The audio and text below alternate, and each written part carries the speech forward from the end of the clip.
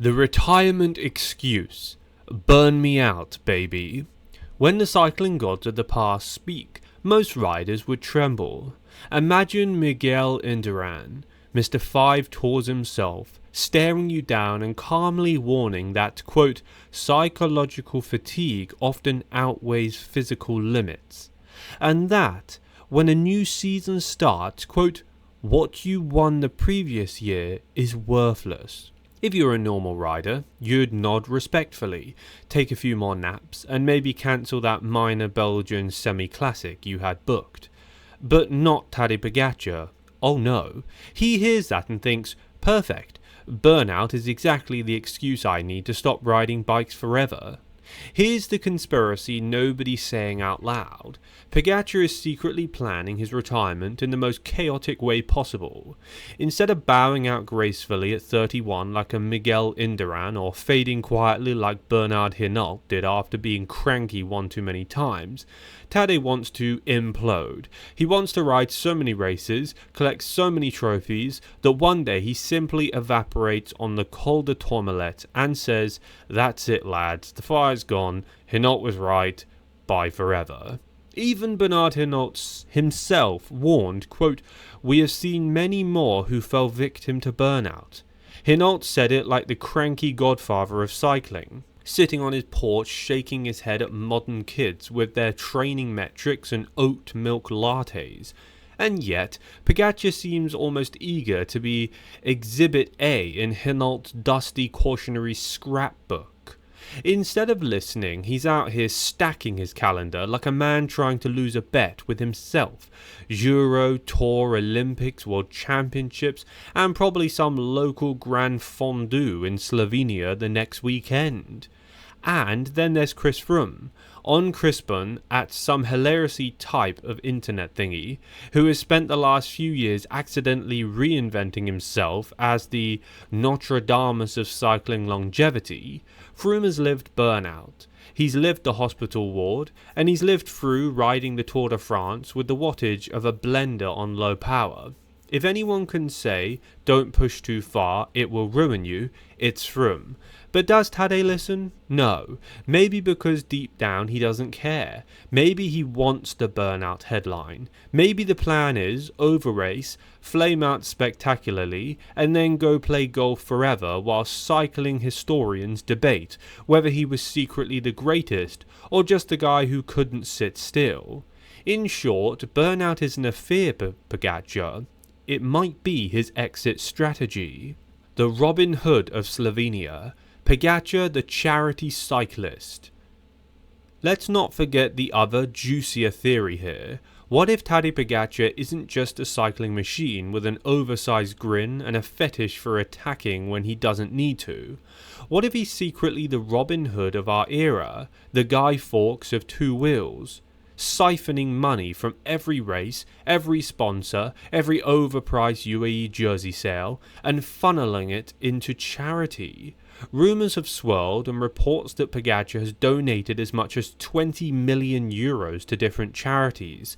Some say 3 million to shelters and food banks across Slovenia, Italy and France. Others whispered that he's been building shelters across Europe like some secret cycling Santa Claus.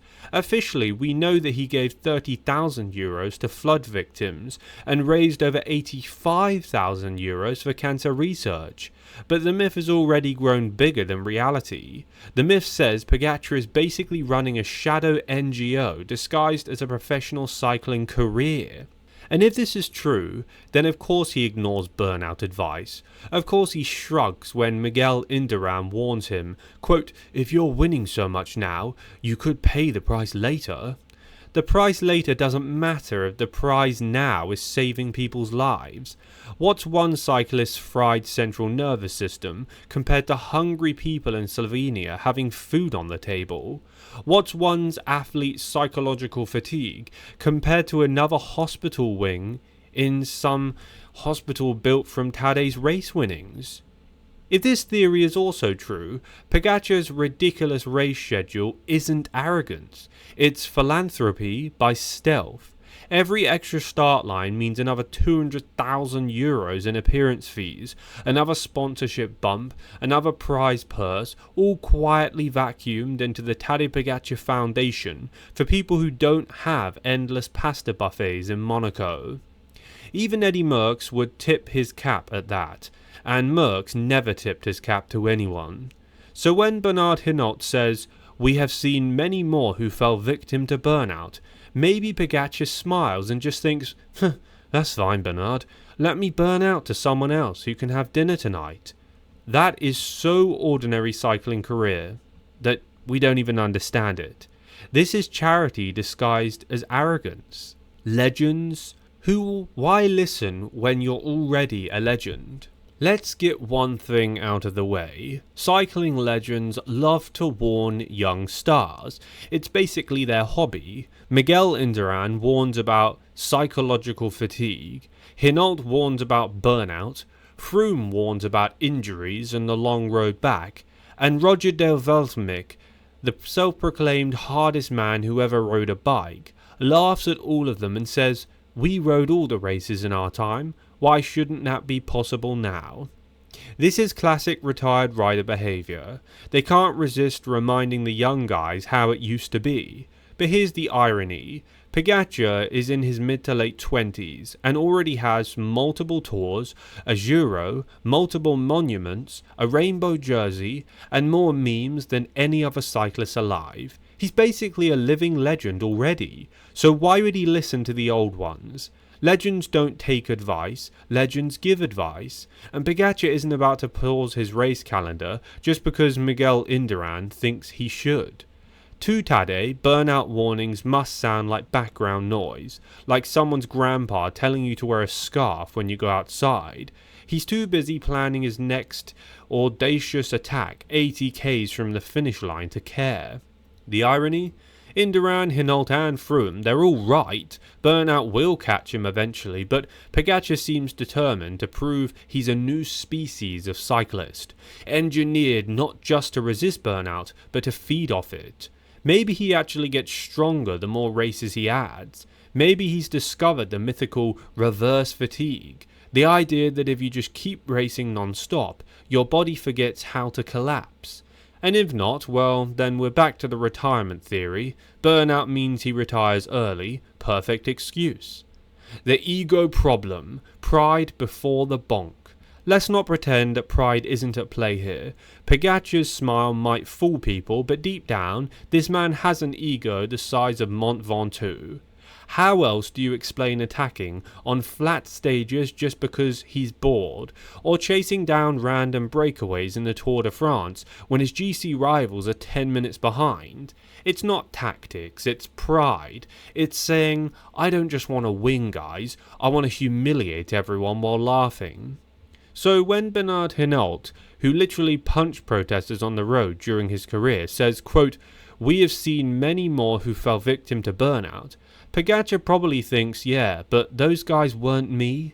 Pride whispers in his ears, "You are different. You are the exception. You will never burn out."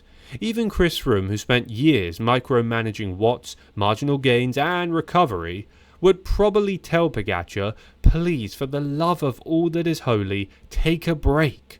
But Froome represents the antithesis of Pogačar. Froome was methodical, cautious, allergic to attacking before the final 2Ks, and Pogačar is chaos incarnate. Listening to Froome would mean becoming Froome. Careful, boring, maybe successful, but never meme-worthy. Pride would allow that. In Indurain, he was the diesel, the calm, the patient grinder. Pogačar is the espresso shot who sprints in the middle of a climb just to see what happens. Listening to Indurain would be betraying his own identity. His pride and ego demands that he ignore them all. So maybe that's the real story. It's not charity, it's not retirement strategy, it's ego. Pogačar refuses to be tamed by advice. He wants to be the legend who proved all the other legends wrong. He wants to write the ultimate sarcastic footnote in cycling history. Quote, "Everyone warned him, he ignored them, and he still won anyway. And if he fails, he'll just donate his winnings to charity and call it a day." The final joke. Burnout as branding. Here's the final, most sarcastic possibility. Maybe Pogačar is ignoring Legend's advice because burnout itself is part of his brand. Think about it. What makes him so beloved? The attacks when unnecessary, the goofy post-race interviews, the permanent smile even when he loses. He's not just a cyclist, he's a character. And characters need drama. Imagine the Netflix docu-series in 2027. Quote, Pogačar, burned out but unbroken. It'll sell millions. His sponsors will love it. Burnout won't be a tragedy. It'll be the plot twist that keeps his brand alive long after he's retired.